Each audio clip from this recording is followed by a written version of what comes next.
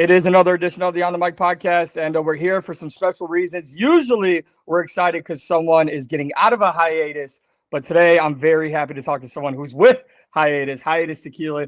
He is a former Bellator champion, a perennial UFC top contender. He is a world-class superstar. You all know him as Iron Michael Chandler. Sir, thank you for joining me. What's up, man? Yes, and I am still currently in this beautiful hiatus that we call waiting for this Conor fight. But it's as you said, and as I've said, and as you probably know, I'm not a guy who sits on my hands. So we're out here working, baby. That's what we're doing. Oh, I'll talk to you about that in a minute. I want to get to hiatus. When this opportunity was presented to me yesterday, I ran to the nearest bar, which I got a bone to pick with you about that because it took a while to find one here in Chicago. I had some. I absolutely loved it. Talk to me about Hiatus Tequila and just how this all came together for you. Dude, let's go. Yeah. Illinois is not one of our huge markets. We are semi-distributed there, so in the business of tequila, you don't want to launch out to all 50 states and worldwide and all that kind of stuff like crazy, because you have to go strategically. So we've started out with eight or so markets. I actually head to Indiana tomorrow, so not too far from Chicago, I believe, right? So we're doing a couple meet and greets and that, but I have been drinking tequila now. It's been my drink of choice for quite some time. And when my friend had me try Hiatus, the first thing I thought was it was the best tequila I had ever had, and I wanted more of it. And I wanted to know more about it. I wanted to know more about the company, who was behind it, the people behind it, the heartbeats behind it, the process.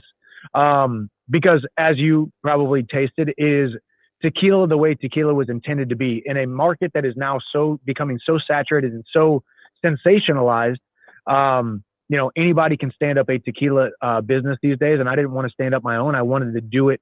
I wanted to do it the way that I felt the right way, which was to be investing in one that I actually believed in, that people that were going to do it the right way and had been doing it the right way. And our founder, Chris DeSoto, has been doing it the right way for the last couple of years. So, yeah, man, it's been awesome thus far. I feel like we can finally talk about it. It's been a secret behind the scenes now for months and months and months, and it feels like forever. So I'm excited to have it announced, and we're going to hit the ground running in typical Michael Chandler fashion, man. We don't do anything halfway. So we ain't stopping until everybody has tried hiatus like you did yesterday.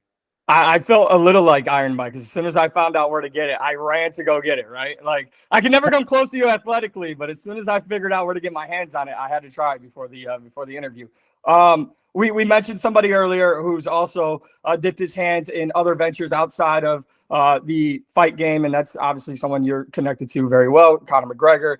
And we see it all around, not just in MMA, but in all sports. Athletes are connecting themselves to not only just alcohol brands, but to other business ventures. Why do you feel it's so important, outside the obvious, you want to have a future set for your family after your career is over, which no one's waiting or no one wants right now, but why is it so important for athletes to connect with other business ventures even while they're still active in their career?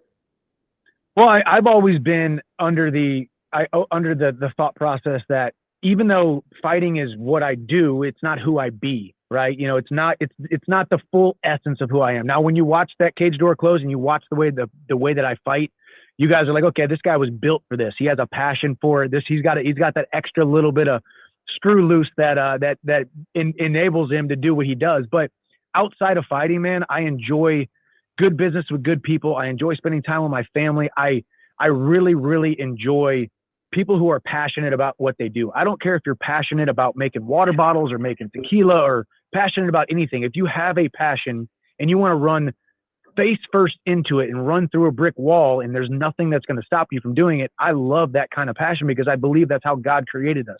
He created us to find something that we are passionate about, find something that makes us tick, and then run face first into it.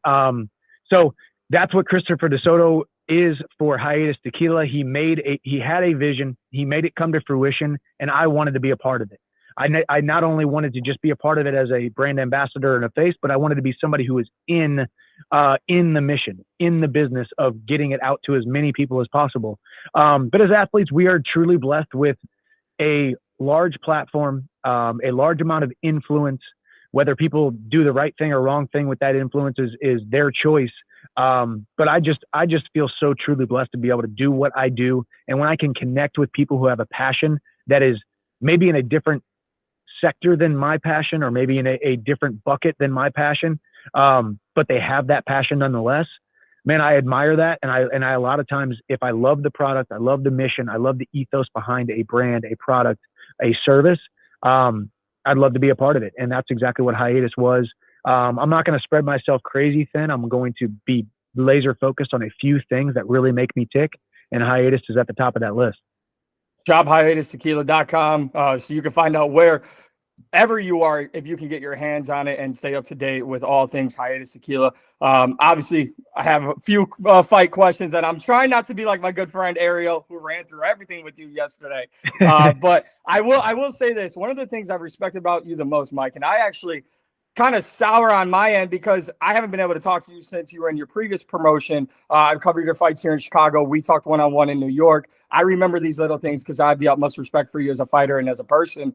Just given everything that you've gone through since coming into the UFC and being off for so long, how do you just continue to stay positive through it all? Because I know the grind never stops for someone like a Michael Chandler, but now you're attached to the biggest superstar in the sport. And I know you just want to fight, but you're kind of caught in limbo. It's a great question, but I'd be remiss if I didn't say, listen, I haven't talked to you in years, but what has brought us together? Tequila brings people together. That's one of the reasons why I am invested in a part of Hiatus.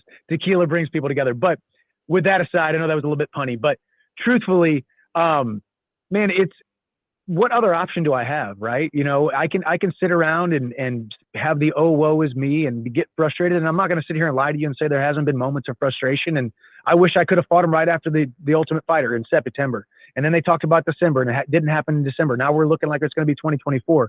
It's not up to me.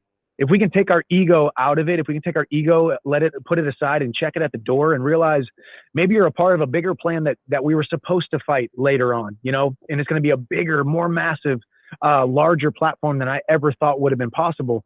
So I truly operate that way. And truthfully, this full year hiatus has been pretty darn good for me.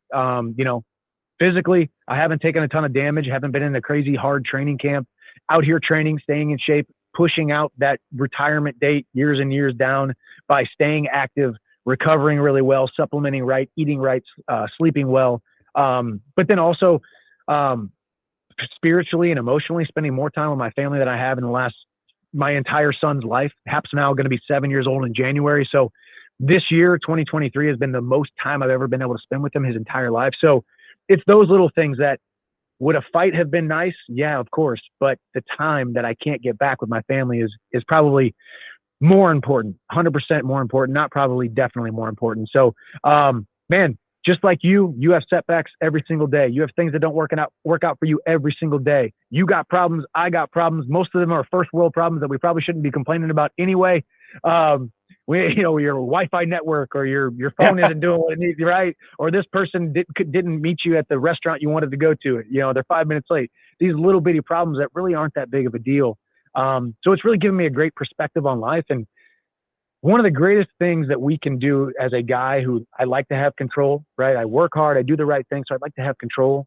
Whenever you have so many things that are outside of your control, it gives you this extra bit of freedom that you never have been able to tap into. So that's what I've done on this hiatus for the last year. And, look at the place that it's brought me. So I love it. This is a two-parter. Obviously, I know because I listened yesterday. But safe to say UFC 300 is where you want this fight to happen. I know at the end of the day, you probably don't care. You just want this fight to happen. And I'll ask you something that I'm sure is a dumb question, but I'm going to ask it anyway. Is there ever in 2024 a moment where you can go, all right, man, you guys let me know when he's ready to fight. I need to get back in there and compete. Would you take a fight before Conor, or are you just going to keep waiting? I'm definitely not going to take a fight before. Obviously, it would get to a point where, and I don't think we exactly know. I haven't put a date on it yet. I haven't put a certain set of certain circumstances on it to where I would make a decision like that. But as of right now, man, we're focused on the task at hand, continuing in our course of action. I can't be waited out. I can't be smoked out, waiting for me to take another fight. because that, quite frankly, I have a lot of things going on outside of just fighting, and I've set myself up that way. So I have the luxury of not just relying on that one paycheck that Uncle Dana gives me a couple times a year. Right. And that's the problem that I think a lot of fighters make. But what was your first question? UFC 300, the perfect place. Oh yeah. And yeah, I mean, let's be honest. I cannot confirm nor deny if it is. I haven't been told that it is. But obviously UFC 300 is that one that everybody's kind of looking at saying, man, I would like to be on that card. It's a historic card. It's a huge milestone for the UFC after 30 years being in business and watching them revolutionize and build and quarterback this sport of mixed martial arts. So guys like me can make a great living and do great things outside of the platform they give me, do great things inside of the octagon with the platform that they give me. And yeah, UFC 300 would be a dream come true. It looks like that's going to be, obviously UFC 299 is in March, so you can do the math when that's going to be. So I'm staying ready for that. And if I get that call, I'll get that call. But I'm going to be training and working diligently between now and then. You fought a who's who throughout your entire career, so this may be another dumb question, but I'm gonna ask it anyways. Having been a world champion all throughout, your career and a collegiate champion, everything that you've done in your life, what does a win over Conor McGregor mean to your legacy? Man, I think it's just, as a fighter, we get into the sport because we want the biggest fights, the biggest platforms, the biggest names. Obviously, we're prize fighters. We want the biggest purses, of course, because we want to be able to provide for a future. But that checks all of those boxes. People can say red panty night all they want. They can talk about the big fight purse. They can talk about the money, and they can talk about the lights and all that kind of stuff. But a battleground of epic proportions. Not many times in a fighter's career do they have the small chance of getting to a large platform such as this. So, man, I take every day in stride, and I enjoy every single opportunity that I've been given. But being in an event, whatever event it is, whether it's UFC 300 or 305, 340, who cares when it is, it's going to be the biggest fight of my life. It's going to be the biggest fight of that year, whatever year it may be. I believe it's going to be the biggest fight of 2024. That's my personal opinion. And I think I knocked Conor out in the first 2 rounds. And then, onward and upward, hit your dreams to a shooting star, never stop working, because you might end up where I am. So it's been cool, man. I appreciate the time. Hopefully it doesn't take another 3 years for me and you to talk again. Two last notes for me here. Shop HiatusTequila.com. If you need someone in the Chicagoland area to tell every bar to get Hiatus Tequila in there, I am your guy. I will do it just because of the utmost respect I have for you. Also, I need real quick, can you just tell everyone around me, because every time you fight, I go around the bars and I just scream at everyone, God bless, see you at the top. And then we watch you fight. So can I have permission to do that moving forward? Because I always get yelled at. Absolutely, dude. Yes, that's it's become my signature, right? And actually, I have so many inside jokes from friends and whatnot where they just be like, you start to kind of like mocking me with the call outs and the God bless, see you at the top stuff. But it's man, it's been I stole that from Zig Ziglar. See you at the top was not what I created. I stole it from Zig Ziglar. Rest in peace to the great Zig Ziglar. But so that's a shout out to him every single time I say it. And yes, please spread it around Chicago and the entire world. God bless. See you at the top. Same with Hiatus Tequila. Thank you so much, sir. Thanks, Mike. I appreciate you, brother.